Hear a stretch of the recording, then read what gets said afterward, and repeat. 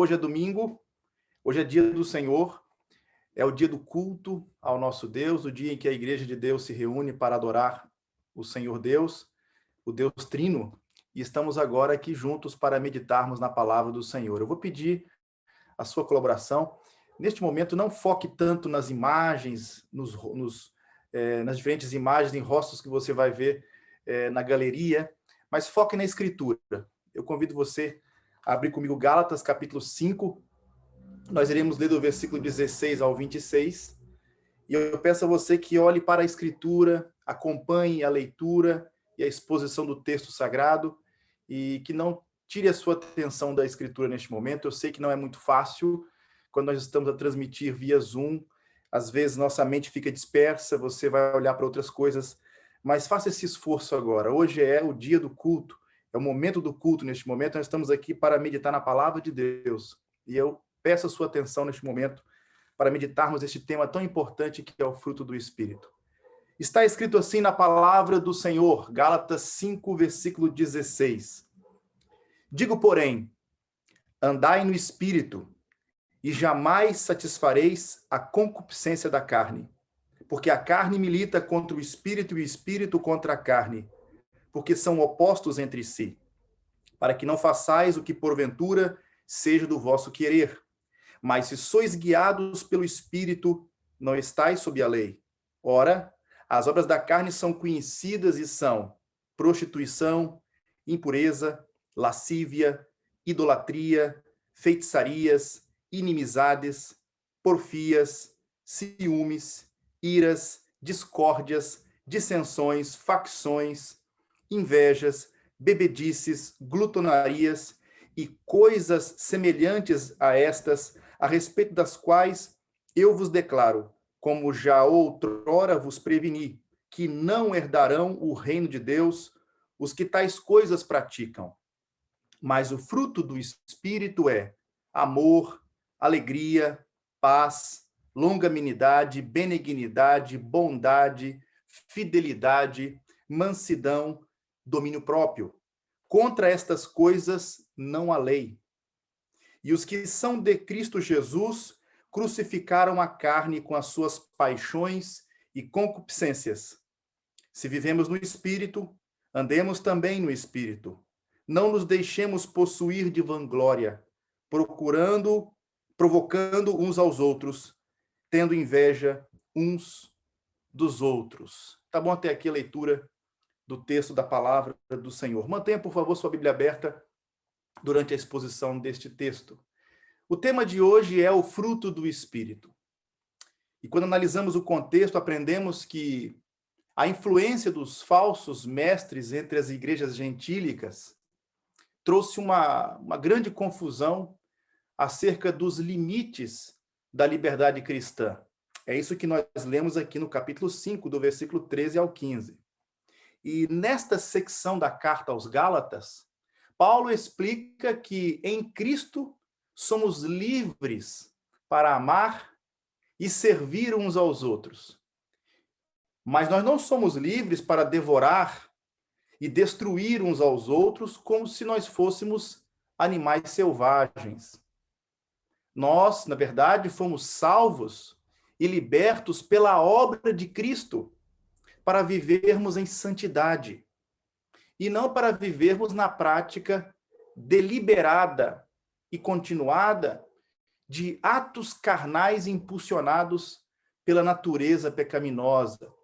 Foi o que nós lemos aqui do versículo 19 ao 22 deste capítulo. O principal alvo do Espírito Santo é aplicar os frutos do Evangelho de Cristo para cumprirmos o mandato de Deus. Como lemos em 1 Tessalonicenses, capítulo 4, versículo 3, esta é a vontade de Deus, a vossa santificação. Quando cremos em Cristo, o Espírito Santo passa a habitar dentro de nós. Paulo já havia dito isso em Gálatas 3:2. Nós somos nascidos segundo o Espírito. Ele vai dizer isso em Gálatas 4:29. É o Espírito no coração que dá-nos a certeza da salvação. É o Espírito que capacita-nos a viver para Cristo e a obedecer à vontade de Deus, expressa na sua santa lei. Paulo discute, meus irmãos, o fruto do Espírito aqui nesta epístola aos Gálatas, no capítulo 5, e ele começa a sua discussão da seguinte maneira: digo, porém, andai no Espírito e jamais satisfareis a concupiscência da carne. Este é um mandato divino. Como cristãos, nós somos chamados a andar no Espírito. E Paulo continua no versículo 17, porque a carne milita contra o Espírito, e o Espírito milita contra a carne, porque são opostos entre si, para que não façais o que porventura seja do vosso querer. Mas se sois guiados pelo Espírito, não estáis sob a lei. Paulo aqui, portanto, oferece um contraste entre a carne e o Espírito. A alternativa para a vida debaixo da lei, a vida sob a lei, não é uma vida de manifestações carnais sem nenhuma restrição, mas de uma vida dirigida e capacitada pelo Espírito de Deus. Somente aqueles que são guiados pelo Espírito, como lemos aqui no versículo 18, podem exibir o amor, que é o supremo objetivo de todos os mandamentos da lei de Deus, como lemos em Romanos capítulo 13, versículos 8 ao 10. A palavra grega traduzida aqui por carne é sarx, e a palavra traduzida por espírito é pneuma. A palavra soma, que é geralmente traduzida por corpo, funciona às vezes como sinônimo de sarx. Em outras palavras, poderíamos dizer o seguinte: às vezes, o vocabulário sarx, que traduzido aqui seria carne, refere-se apenas à natureza física do nosso corpo. Entretanto, no Novo Testamento, observamos que o Novo Testamento ele fala frequentemente de nossa natureza corrupta ou pecaminosa, nosso estado caído, como sendo sarx, como sendo carne. Numa ocasião, por exemplo, o Senhor Jesus disse: o que é nascido da carne é carne, e o que é nascido do Espírito é espírito. Ele disse isso em João capítulo 3, versículo 6. Ele não estava aqui a falar sobre o nosso corpo físico, e sim sobre a nossa natureza caída, que inclui não apenas o nosso corpo, mas também a nossa mente, a nossa vontade, o nosso intelecto, né? Nossa vontade e também o nosso coração, nossas emoções. Portanto, quando encontramos a palavra sarx no Novo Testamento, como podemos saber se ela está se referindo à nossa natureza humana caída ou às nossas capacidades físicas ou ao nosso corpo físico? Em geral, temos um critério muito claro que, em geral, qualquer ocasião em que vemos sarx, isto é, carne, discutida em contraste com pneuma, que é espírito, o que está sendo discutido aqui é a diferença entre... o que está sendo discutido aqui não é a diferença entre corpo e espírito, e sim a diferença entre a natureza corrupta, caída, e o novo homem regenerado. Portanto, toda vez que você encontrar o contraste entre sarx e pneuma, isto é, entre carne e espírito, o foco é entre a natureza caída, a natureza corrupta após a queda e a nova natureza através da regeneração em Cristo. Isto é, o velho homem Adão versus o novo homem regenerado em Cristo Jesus. E este é, evidentemente, o caso aqui do capítulo 5 de Gálatas. Não fica dúvida para ninguém, basta uma leitura rápida, e isso é notável. E antes de Paulo explicar o que significa ser guiado pelo Espírito e detalhar o fruto do Espírito, ele mostra-nos aqui o que o fruto do Espírito não é. A partir do versículo 19 ao 21, ele vai dizer assim: ora, as obras da carne são conhecidas e são prostituição, impureza, lascívia, idolatria, feitiçarias, inimizades, porfias, ciúmes, iras, discórdias, dissensões, facções, invejas, bebedices, glutonarias e coisas semelhantes a estas, a respeito das quais eu vos declaro, como já outrora vos preveni, que não herdarão o reino de Deus os que tais coisas praticam. A frase aqui, coisas semelhantes a estas, indica que esta lista de vícios apresentada por Paulo, este catálogo de vícios, é parcial e não representa uma lista exaustiva de todas as obras da carne, de todos os pecados. É importante, irmãos, observarmos aqui a repreensão final, acerca das quais declaro que os que tais coisas praticam não herdarão o reino dos céus, o reino de Deus aqui. Esta é uma das passagens mais amedrontadoras na Bíblia, porque nos diz em termos inconfundíveis que aqueles que praticam essas coisas não herdarão o reino de Deus. Ou seja, aqueles cuja vida é caracterizada por esta lista das obras da carne não são pessoas salvas. Agora, entretanto, é importante entendermos isso. Nós conhecemos pessoas, você conhece pessoas que fizeram profissão de fé em Cristo, mas que depois caíram nesses pecados. Podemos concluir que qualquer pessoa que cai num desses pecados não tem nenhuma esperança de salvação. Mas Paulo não está dizendo aqui que se alguém embriaga-se uma vez, não irá para o céu. Ele está dizendo que se estas coisas nos definem, se constituem o nosso estilo de vida, isto é uma clara indicação de que estamos na carne e não no espírito. Por outras palavras, indica que ainda não somos regenerados e ainda não estamos incluídos no reino de Deus. Porquanto nenhum devasso, ou impuro, ou avarento, o qual é idólatra, tem herança no reino de Cristo e de Deus. É o que está escrito em Efésios. Agora sim, Efésios capítulo 5, versículo 5. Outras advertências semelhantes a essas podem ser encontradas, por exemplo, em 1 Coríntios, capítulo 6, versículos 9 ao 11, e também Romanos, capítulo 8, versículo 13. Isto contradiz o evangelho da graça barata, o qual afirma que pessoas podem ser regeneradas por Deus e nunca evidenciar qualquer progresso na vida cristã. Os antinomianos precisam ler esta porção de Gálatas, a fim de perceberem a solene advertência de Paulo. Se esses ou pecados semelhantes a esses são a sua prática regular, deliberada e impenitente, este texto com muita clareza afirma: você não herdará o reino de Deus. Não há nada de subjetivo aqui.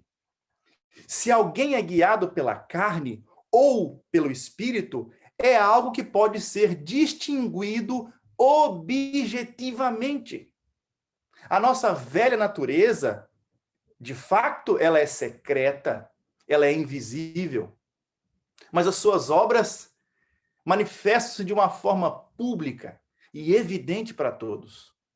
Portanto, estas listas de vícios e virtudes, isto é, as obras da carne e o fruto do espírito, fornecem para nós um critério objetivo para avaliarmos a vida no espírito ou a vida na carne. Deste modo, Paulo ele opõe-se aqui radicalmente ao entusiasmo espiritual que afirma viver daquelas pessoas que afirmam viver pelo espírito, enquanto a vida delas é marcada pelas obras da carne, onde há pecado sexual, egocentrismo, idolatria, contendas e brigas e vidas dissolutas sob o controle de drogas e álcool. A carne está no controle. Onde há amor, onde há harmonia, onde há alegria, onde há perdão e bondade, vemos ali o poder do Espírito Santo. É algo muito objetivo, muito claro. Portanto, acerca deste fruto espiritual, foquemos agora no fruto do Espírito. Em contraste com as obras da carne, Paulo apresenta o fruto do Espírito. Ele vai dizer o seguinte: mas o fruto do Espírito é amor, alegria, paz, longanimidade, benignidade, bondade, fidelidade, mansidão e domínio próprio. Contra estas coisas não há lei. E os que são de Cristo Jesus crucificaram a carne com as suas paixões e concupiscências. Se vivemos no Espírito, andemos também no Espírito. Não nos deixemos possuir de vanglória, provocando uns aos outros, tendo inveja uns dos outros. Versículo 22 ao versículo 26 aqui de Gálatas 5.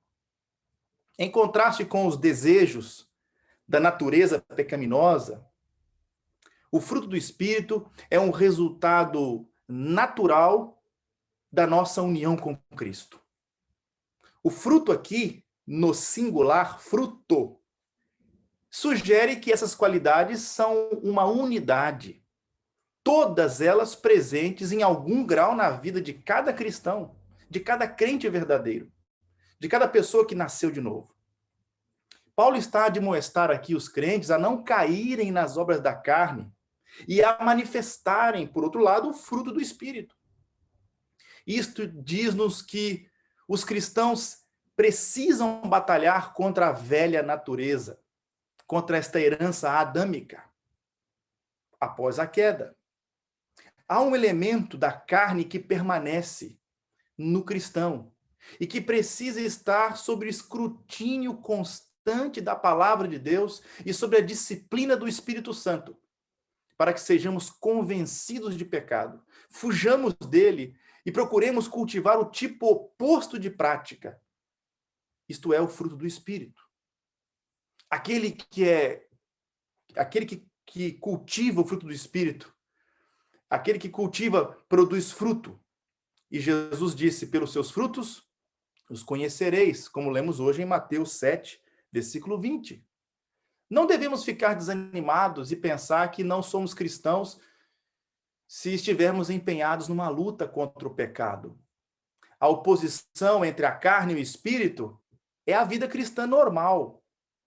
A guerra contra o mundo, a carne e contra o diabo continuam e continuarão até a nossa morte ou até a nossa glorificação final por ocasião da segunda vinda de Cristo. Não devemos pensar, no entanto, que a perspectiva bíblica da vida cristã ela é fundamentalmente pessimista ou derrotista. Esta passagem ensina que os crentes que vivem pelo Espírito, eles não irão realizar os desejos da carne. Os crentes desfrutam de uma vitória substancial, significativa e observável em sua nova vida em Cristo Jesus. A presença fortalecedora do Espírito Santo de Deus, ela concede aos crentes a capacidade de vencer os desejos pecaminosos. Pelo fato de vivermos, é verdade que nós vivemos no intervalo entre o já e o ainda não, a realidade presente neste mundo pós-queda e a realidade futura, a realidade escatológica, quando nós estivermos no novo céu e na nova terra, nós estamos no intervalo entre o já e o ainda não. É verdade. A perfeição não é nossa porção em nossa peregrinação nesta vida. Nenhum de nós alcançará a perfeição nesta vida. Mesmo assim, os crentes têm as primícias do Espírito e são uma nova criação, como escreveu Paulo em 2 Coríntios 5,17. Quem está em Cristo, nova criatura é. As coisas antigas, as coisas velhas passaram, eis que tudo se fez novo. E, portanto, podemos ser otimistas sobre a nova vida que é possível para os salvos em Cristo Jesus. Paulo acrescenta que os crentes não receberam o Espírito através da prática da lei, das obras da lei, mas quando eles responderam à mensagem do Evangelho de Jesus Cristo com arrependimento, com fé, É o que lemos em Gálatas 3, versículos 2 e versículo 5. Eles receberam o Espírito pela pregação da fé, pela palavra de Deus, pelo Evangelho. A lei pode prescrever, nesse caso, certas formas de conduta. Ela pode proibir outras condutas. Portanto, ela prescreve o bem e proíbe o mal. Mas o amor, a alegria, a paz e o resto, conforme lemos aqui, dos aspectos do fruto do Espírito, não podem ser cumpridos sem a capacitação, sem o poder, a habilitação concedida pelo Espírito Santo. Portanto, a resposta ao domínio do pecado não é a lei, mas a cruz de nosso Senhor Jesus Cristo e a dádiva do Espírito Santo. Espírito este que habita em todo aquele que crê em Cristo. Se nós seguirmos a direção do Espírito Santo, nós não viveremos sob a tirania do pecado e também da consequente condenação da lei. Considere agora, portanto, como deveria ser alguns aspectos do fruto do Espírito na vida dos crentes. Observe aqui a partir do versículo 22, o versículo 22 e o 23, nós temos aqui a lista dos aspectos, das facetas do fruto do Espírito. Eu vou abordar no topo da lista primeiro o amor. O amor é a marca da nova vida em Cristo. Na verdade, o amor dos crentes, né, pelos outros, está enraizado no amor de Deus derramado em seus corações pelo Espírito Santo, que nos foi dado, como está lá em Romanos 5, versículo 5. Qualquer amor genuíno, ele flui do Espírito Santo. Embora tal amor também possa ser um atributo atribuído, nesse caso, ao Pai, lá em Romanos 8,39, fala do amor do Pai, também pode ser atribuído ao Filho, como em Romanos 8,35, mostrando, portanto, que há um caráter trinitário do amor de Deus, o amor do Pai, Filho e Espírito Santo. O amor aqui é o coração e a alma da ética cristã, pois é o amor que cumpre a lei. O amor é a qualidade que deve governar todos os nossos relacionamentos pessoais, tanto com Deus como com o próximo. O amor, ele reflete a maneira como o próprio Deus escolheu lidar com a humanidade pecadora, na pessoa, nas palavras e na obra do Senhor Jesus Cristo. Portanto, encabeçando essa lista de aspectos do fruto do Espírito, o amor está, a suprema virtude é o amor. Na sequência, vemos que quem é caracterizado pelo fruto do Espírito é alegre. Aqui fala de alegria. A alegria também é uma obra do Espírito Santo. Como em Romanos, capítulo 14, versículo 17, o reino de Deus não é comida nem bebida, mas justiça e paz e alegria no Espírito Santo. E é importante entendermos que a alegria não pode ser, a verdadeira alegria não pode ser atribuída à capacidade humana. Como cristãos que andam no Espírito, não devemos ser pessoas rabugentas. Não podemos ser rabugentos. Entretanto, a alegria do Espírito, ela não impede a tristeza ou a experiência de sofrimento e de aflição. O facto é, como Paulo ensina na outra epístola, que devemos aprender a alegrar-nos em todas as coisas. Regozijai-vos sempre no Senhor. E outra vez digo, regozijai-vos. Filipenses 4:4. A razão básica para a nossa alegria, o fundamento dessa alegria, é o nosso relacionamento com Deus. Podemos sofrer todos os tipos de aflições dolorosas, mas estas coisas não podem roubar de nós a alegria fundamental que nós temos em Cristo Jesus. Podemos alegrar-nos em todas as coisas, porque todas as outras coisas são insignificantes quando comparadas ao maravilhoso relacionamento que nós desfrutamos com o nosso Pai Celestial, com o Criador de todas as coisas, por meio da obra de Cristo em nosso lugar, em nosso favor. Outro aspecto importante do fruto do Espírito, que caracteriza alguém que é espiritual e que possui o fruto do Espírito, é a paz. A paz também é resultado da obra do Espírito Santo. Cristo Jesus, ele trouxe paz a judeus e gentios por meio da cruz. O termo paz indica integridade nos relacionamentos, sobretudo do relacionamento de uma pessoa com Deus. Os crentes em Cristo receberam esta paz, que excede todo entendimento, que protege a mente, como está lá em Filipenses 4:7, e também que protege os relacionamentos, e também deve ser a principal dinâmica relacional no lar e também na igreja de Cristo. Aquele que é espiritual possui esta paz. A paz que o mundo não tem, a paz que o mundo não dá, e a paz que o mundo não pode tirar também. Um outro aspecto é a longanimidade.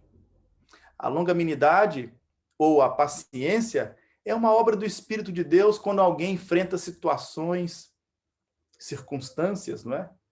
Ou pessoas difíceis, sem perder a serenidade e sem ficar irritado, facilmente irritado. Todos os frutos que nós somos chamados aqui a produzir imitam o próprio caráter de Deus. E se podemos dizer que alguém é longânimo, isto é, que alguém é paciente, este alguém é o próprio Deus. Ele é tardio em irar-se. Ele é paciente e dá ao seu povo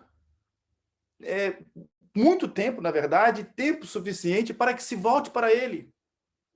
Devemos imitar a Deus em sua paciência, em sua longanimidade. Como lemos em Efésios 5:1, sede, pois, imitadores de Deus, como filhos amados. Um outro aspecto também do fruto do Espírito, uma outra faceta é a bondade.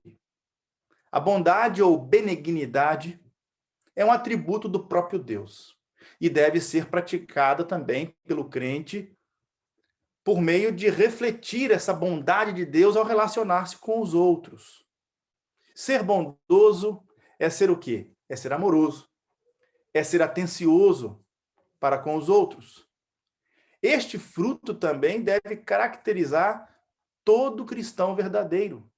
Os crentes imitam a Deus e a Cristo sempre, isto é, toda vez que eles são generosos com os outros, mas especialmente ao estender a benevolência àqueles que não retribuem de volta com amor. Quando você ama quem não te ama. Quando você não é retribuído, mas você assim mesmo exerce bondade. Não se cansa de fazer o bem, como lemos em Gálatas, capítulo 6, versículo 9. Um outro aspecto também que caracteriza uma pessoa espiritual, alguém que possui o fruto do Espírito, é a fidelidade. A palavra traduzida aqui por fidelidade, pistes no grego, muitas vezes significa fé. Simplesmente fé. Mas numa lista de virtudes como esta, nós estamos aqui a ler, quase certamente significa fidelidade ou lealdade, como nós lemos lá em Tito 2:10. Fidelidade aqui, nesse caso, sugere constância em face de perseguições ou das perdas pessoais. Aqueles que são guiados pelo Espírito Santo são leais e são confiáveis.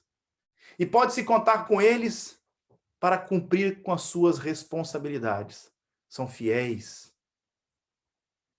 A mansidão também é uma outra característica. E aqui nós vimos essa característica tão importante que é a mansidão. Mansidão ou gentileza indica uma brandura que não é facilmente provocada. E inclui aqui, nesse caso, a noção de mostrar ou de demonstrar consideração pelos outros. Aqueles que pecam, é verdade, devem ser repreendidos, devem ser admoestados, reprovados, porém, de forma gentil. Como nós lemos em Gálatas, capítulo 6, o versículo 1. É muito importante aí. Temos que ser gentis quando reprovamos alguém que peca, com a mesma gentileza que caracterizou o nosso Senhor Jesus. Uma pessoa mansa é alguém que tem força, possui força, mas restringe o uso da sua força. Ser manso é usar menos força do que possível em determinada situação. Nós precisamos aprender a monitorar, a moderar nossa força. Esta é a maneira como manifestamos o fruto espiritual da mansidão.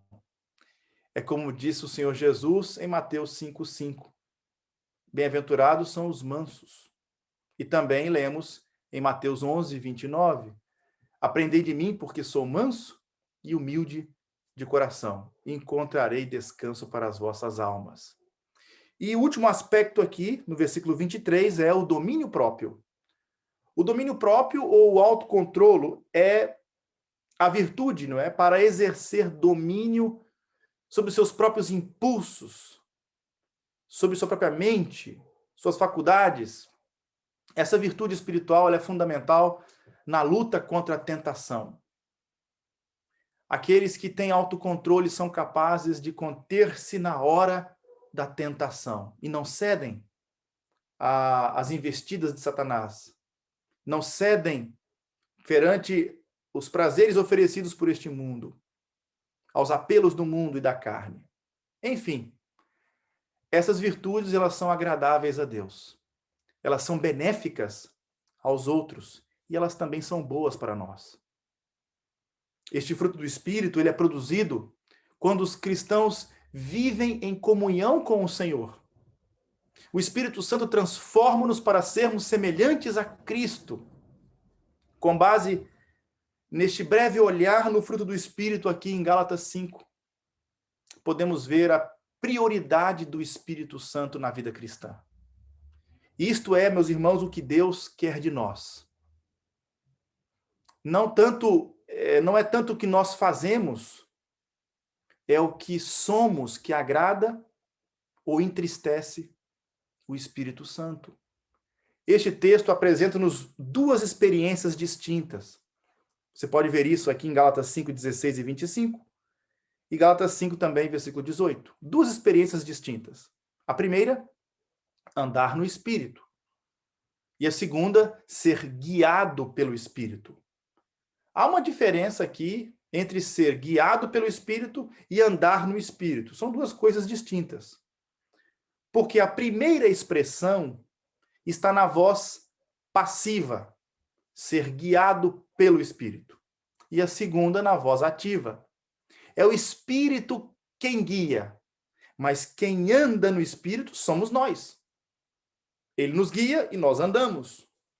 Precisamos viver, portanto, sob a disciplina do Espírito Santo, para que sejamos convencidos de pecado, fujamos dele e procuremos cultivar o tipo oposto de prática. Esta é a mensagem que eu deixo para você nesta manhã. E eu convido você a orar comigo, para que, como comunidade, nós possamos abandonar, vencer as obras da carne, como Igreja de Cristo, produzir o fruto do Espírito, conforme lemos aqui em Gálatas, no capítulo 5.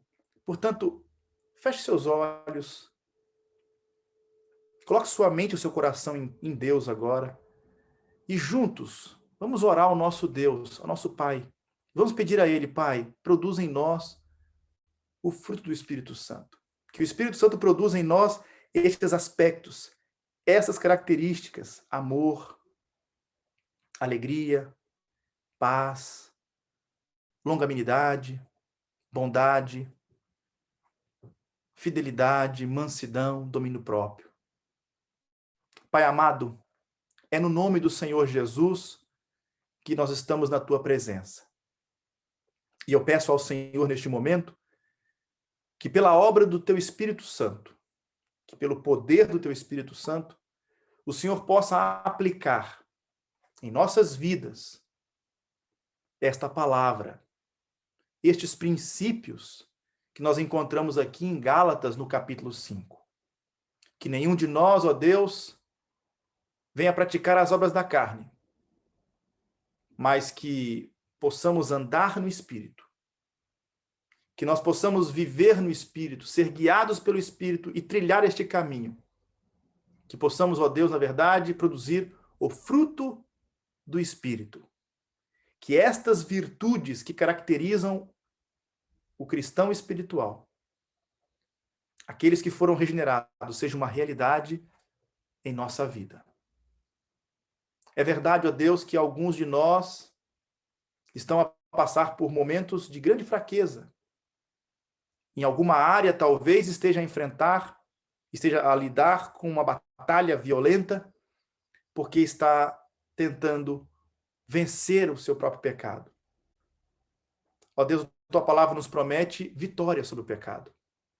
Este texto de Paulo nos ensina, este texto da tua palavra, através do teu servo Paulo, nos ensina que o Senhor nos deu poder para vencermos o pecado. Nós não estamos debaixo do poder escravizador do pecado. O pecado não mais reina, não é mais reinante na nossa vida. Mas por meio da obra de Cristo, pelo poder do teu Espírito Santo, pela dádiva do Espírito Santo, nós podemos vencer a carne e vencer o pecado. Eu peço a Deus, em nome de Jesus, que o Senhor possa fortalecer os teus servos, a tua igreja, aqueles que estão a ouvir esta mensagem, para que possam vencer o pecado e produzir o fruto do Espírito possam cultivar este fruto pelo poder do teu Espírito Santo. É assim que eu oro, Pai, no nome do Senhor Jesus Cristo. E que a graça de Jesus Cristo, o amor de Deus o Pai e a consolação do Espírito Santo seja com todos aqueles que amam e aguardam a volta do Senhor Jesus. Amém.